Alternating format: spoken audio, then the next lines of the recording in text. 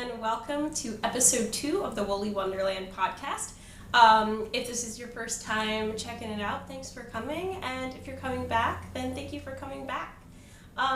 Guys, I'm so overwhelmed by how wonderful the knitting community is. You know, I put up the first episode and I just sort of pinged it out on a couple of boards and put it around Instagram, and people have been so nice and really supportive and given really great feedback about the podcast. So it's just been a really great experience so far, and I just really want to say thank you so much. It's so rare to come across a community. Oh, here's Dottie. To come across a community that just completely embraces you immediately. And I feel like that's the knitting community. The knitting community has always been such a positive force and a positive source of, a source of positivity. So thank you guys again. This has been really wonderful. I really hope that I'm really enjoying making the video cast, and so I hope that you enjoy watching it. It's been super fun. I realized the last time I didn't really talk about the title of the podcast and why I wanted to call it the Woolly Wonderland podcast. So I'm the kind of person who is sort of obsessed with fantasy worlds. I love Harry Potter. I love Lord of the Rings. I have Lord of the Rings tattoo. So I'm really super into fantasy and sometimes sci-fi as well. And so I thought Woolly Wonderland was kind of a fun name, and it sort of harkens some kind of magical, fantastical sheep. I have a friend of mine is going to be drawing a logo for the podcast, so I'm excited to see when that comes.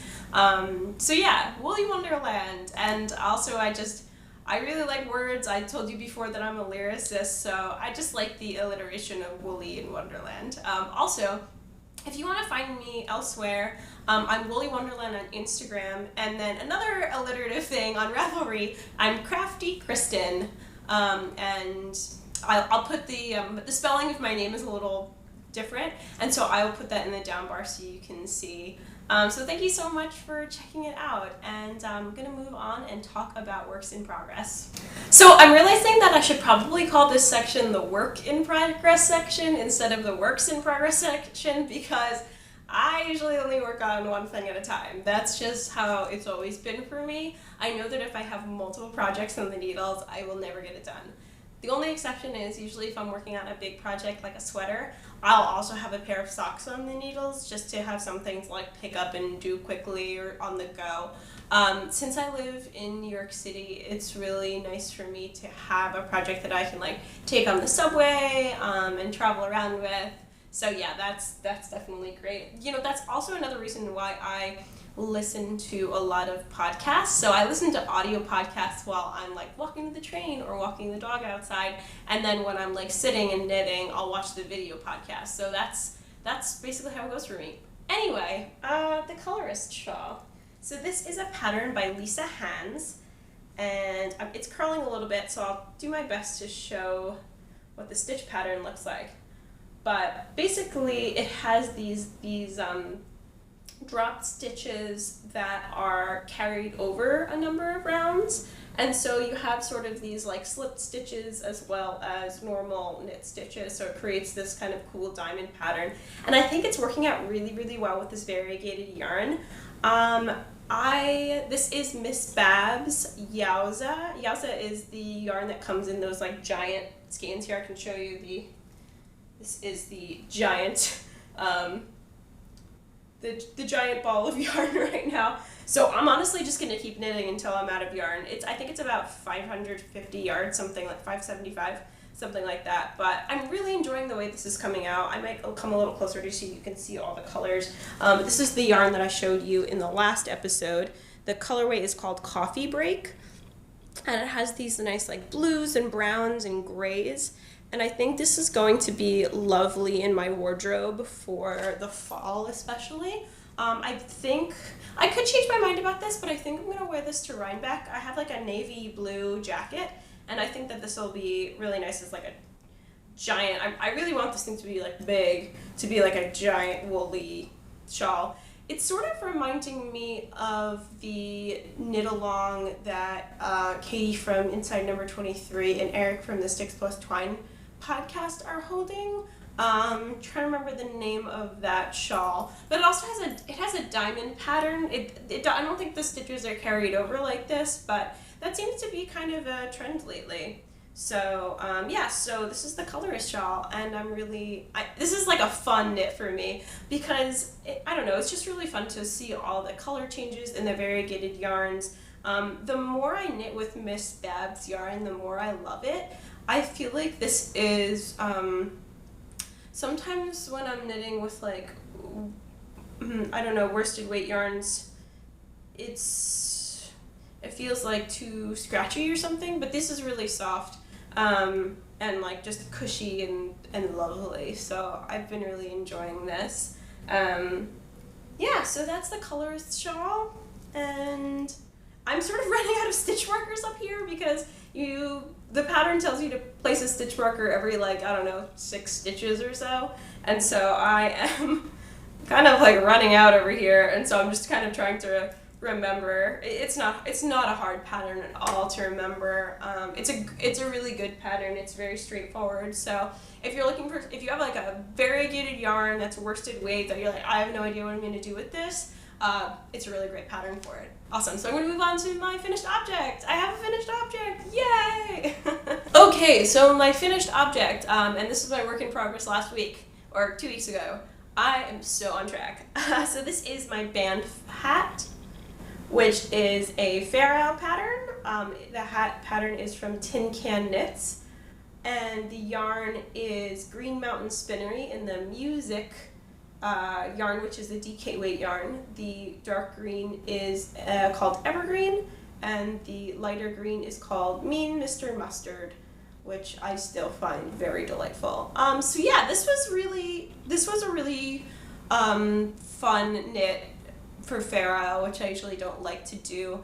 And those Christmas stockings that I told you guys about, that's like more intricate Fair Isle. Okay, sorry, color work. I know that Fair Isle isn't the same thing as like stranded knitting. I think Fair Isle is like a really specific thing, but when I say Fair Isle, I mean just like, carrying 2 strands across and knitting them. I know that's not the technical definition, but that's what it is.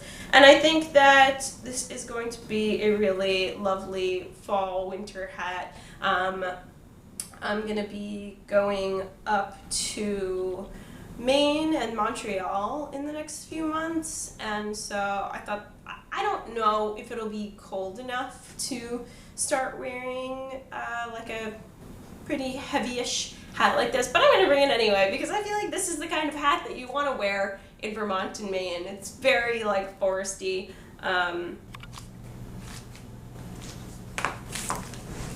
Okay, so we're at a slightly different angle right now because my camera ran out of batteries and I had to plug it in, but the only plug is right behind me, so I'm still figuring out the technicalities, so just bear with me a little bit and we'll get through it. I actually have a camera that has like a better picture quality than this, but worse audio, so I'm trying to figure out if I can like clean up the audio. Anyway, it's like, I'm still figuring it out, guys. I'm like a newbie podcaster. I'm like, all the podcasters, they have like their mugs and their tea. I don't have any tea. I need to figure this out, so just bear with me. So anyway, I want to talk a little bit about sewing today, which I'm like getting super excited about.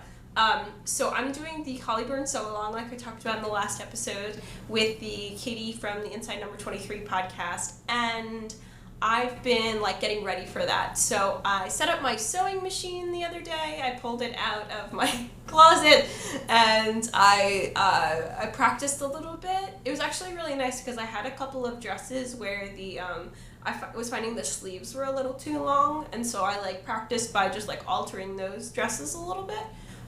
Nothing too hard at all, just sort of like getting back into it and remembering like how to thread my sewing machine. So that was great. I also put in an order on Amazon to get like interfacing, and I don't own a pin cushion, so I got like a bunch of sewing supplies, so I'm waiting for that to come in the mail, and I think the sewing for that is going to start in August. So I'm looking forward to that and getting Katie's expertise on that. So one thing that I want to talk to you guys about, a project that I've been thinking about, and I think this is going to be a long-term ongoing project that I'm going to do. And if it's something that you guys would be interested in joining, or like if I start a thread in the Ravelry group that we could just talk about it, let me know and we can chat about it. But anyway, what I would really like to do is to create a mini capsule wardrobe. So Dottie's here. So if you guys don't know, a capsule wardrobe is basically like a collection of items that you can mix and match and swap together. So, you know, you would have like a skirt that would go with a couple of different tops that would go with a pair of pants and a dress that's all sort of coordinated within, you know, it could be within the same color palette, it could not be, just things that go together so that, you know, when you, and a lot of people, this is like their entire wardrobe is a capsule wardrobe. So like, okay, I'm going to have one nice blazer and, you know, one nice jacket and a pair of heels, and like just make sure everything sort of goes together. And so it makes like putting on an outfit in the morning easy, because everything sort of, you know, you have a lot of different outfit options within a set number of pieces. And so what I think I would really like to do is sort of make like a mini capsule wardrobe within my larger wardrobe in a color scheme. And so I've talked about how a lot of my clothes already are sort of in like the teal navy color scheme and like grays.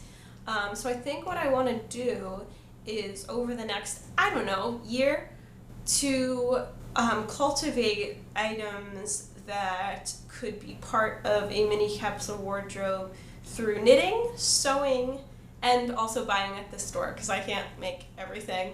But I think it would be kind of neat to have sort of a mini, like half handmade, half store-bought kind of a wardrobe. So I've already sort of started brainstorming items for it, and I think that the shawl that I showed you guys last week would fit into that capsule wardrobe, and the skirt that I'm making definitely will. And I made a list of items that I would like to make over the next year. I don't want to tell you because I don't want to like lock myself in, just in case I don't know, I think I just sort of like want to make a piece because I want to make a piece and add it together, and then, you know, over the course of the year or however long it takes to start like putting outfits together within those pieces. So it's a project that I'm really excited about, and I think will be good for me, because I don't see myself as a person who has a lot of fashion sense, and it's also and so I think it would be nice to have sort of like pieces that I know go together, rather than in the morning being like, oh my god, like how do I style this thing? So I think that'd be helpful for me. I find it difficult to find clothes that fit me in the store. I feel like this is a problem that a lot of people have. You know, if your body isn't like the perfect dimensions, sometimes it can be difficult to find things that really fit you well. Like for me, it's very difficult for me to find a pair of pants that fits me really well. Usually, like if I can like fit it around my waist, it's like too long. You know, I've always sort of had pants problems, and so, you know, I would love to be, sorry about that, I would love to be at a point where I could make my own pants. Like that would be like, I think that's sort of like my Mount Everest of sewing, would be to be able to make my own pants. It looks really difficult. So yeah, that's sort of a sewing / knitting project, and a way to bring, you know, different wardrobe crafts all together into something cool. So let me know if you guys are interested in joining along. You know, I'm going to stick to a color scheme, but you don't have to. You could just, you know, put together pieces from your wardrobe that fit really well together, and then start thinking about things that you could make, whether it's knitting a cardigan or a shawl, or you know, sewing a skirt or a dress that would fit into your wardrobe. And so then you can make exactly what you want to make. And this idea is super exciting to me. So let me know what you guys think, and maybe we'll talk about it. And I'm gonna, I think I'm gonna start making some items that would fit into that over the next couple of episodes. Okay, so the topic of the day that I wanted to talk about has to do with a podcast I've been listening to and a book I've been reading. So I've been listening to the podcast called Happier with Gretchen Rubin. And Gretchen Rubin is the author who wrote the book The Happiness Project that was on the New York Times bestseller list for like years. So you've probably heard of it if you've like gone to Barnes & Noble in the last few years. But she and her sister have a podcast, and it's basically like strategies to be happier. And I've just been finding a lot of like wonderful nuggets of wisdom in it, and have been really enjoying. And like, they talk a lot about different personality types and how you can like realize what personality type you are, and work towards the things that you want to achieve better because you know a little more about yourself. And so I've been reading her book called Better Than Before, and she introduced the concept that I thought was kind of interesting to like talk about for people in life, but also just like in terms of knitting. So the question is, so there's basically in this book there are different questions that sort of like help you define what kind of person you are and to bring more self-awareness. And so the question is, am I a finisher or an opener? So finishers love the feeling of bringing a project to completion. They're determined to use the last drop in the shampoo bottle. Openers thrill in the excitement of launching a new project and find pleasure in opening a fresh tube of toothpaste. And so, as a finisher, I get a sense of accomplishment when I use the last egg in the carton, or feel satisfaction when something breaks or wears out. So she goes on to talk about how, openers like to start a lot of projects and like are really sort of excited towards the start, but then sort of wane out, and finishers are like really about trying to get to the finish line. So I've been sort of thinking for myself which one that I am, and I'm not sure in like the wider version of my life, but I think in terms of knitting, I'm definitely a finisher, and I think that that's one reason why I am so monogamous with my knitting, is because I really like to like come to the end of the project and say like, hey, look, I made this thing. People talk about if you're a product knitter versus a process knitter. I like to think I'm a process knitter, but I'm a product knitter. I really like the satisfaction of having a project at the end. But I know a lot of people are more openers, and they like cast on a million things and get really excited about that. And I do get excited about casting on, but I'm way more excited about casting off. So I think that in terms of knitting, I'm definitely a finisher. So I wanted to pose the question to you guys. Do you think that you are an opener or a finisher? And how is that good for your knitting or bad for your knitting? Or just like, how do you feel about it? So yeah, I think that being a finisher, it's good because, it definitely forces me to like focus on one project.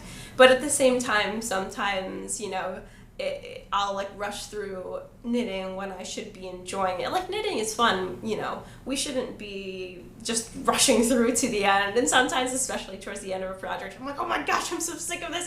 I just want this to be done so I can cast it off. So yeah, how do you feel? Do you feel the way I feel, or are you like more excited about jumping on board and getting started? So I'd love to hear what you have to say. Okay, so this is just a life update. I'm hoping to get some vlog footage this weekend because it is Charlie's birthday next week, and we're going to be celebrating on Saturday. And so I'm hoping that I can get it we're having secret birthday celebrations, aka like I put together a day, and so I'm hoping that I can get a little vlog footage of that, but we'll see. But yeah, just a little life update. So I'm spending most of my time looking for a job right now. Yay!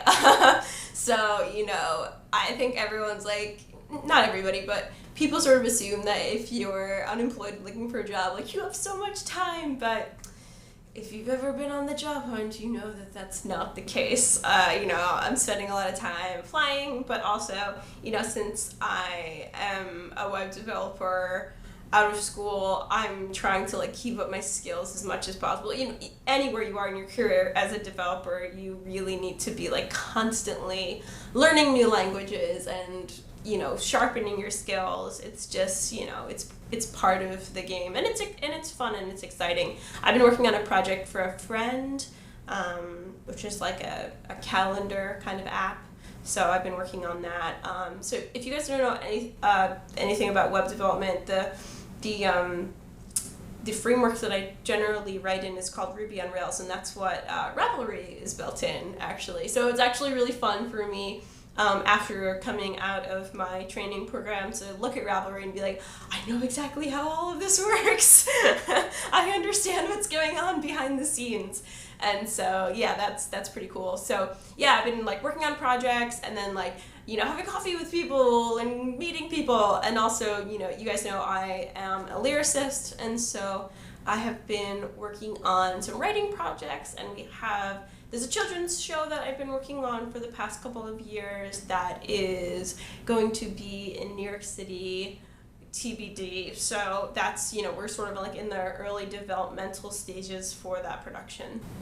The other thing I've been doing a lot of is watching Called the Midwife, which I definitely highly recommend as great knitting TV watching. If you guys are unfamiliar with the series, it's based on a true story, autobiography that I've actually read, about nurses, midwives working in a poor area of London in the 1950s and 60s. This current season 5, is in 1961, I think. So if you are a fan of Downton Abbey, and you like historical drama, you're gonna love. I love that stuff. You're gonna love Call the Midwife. It's a great show. So I've been working on my colorist shawl while I watch Call the Midwife. So highly recommend it. Go watch it. The first 4 seasons are on Netflix, and season 5 is on it's on DVD right now. So that's where I've been watching season 5 just to catch up. So thank you guys for checking out this episode, and I hope that you have a lovely next couple of weeks. Please check us out. It's just me and Dottie. Come on, say hello, Dottie. Last episode, she was so grumpy, and I just want you guys to see that she's a happy puppy, right? Hi. Say hello, Dottie. Okay, no, she's not into it. So check me out on Instagram and Ravelry and YouTube. And I will see you guys in a couple of weeks.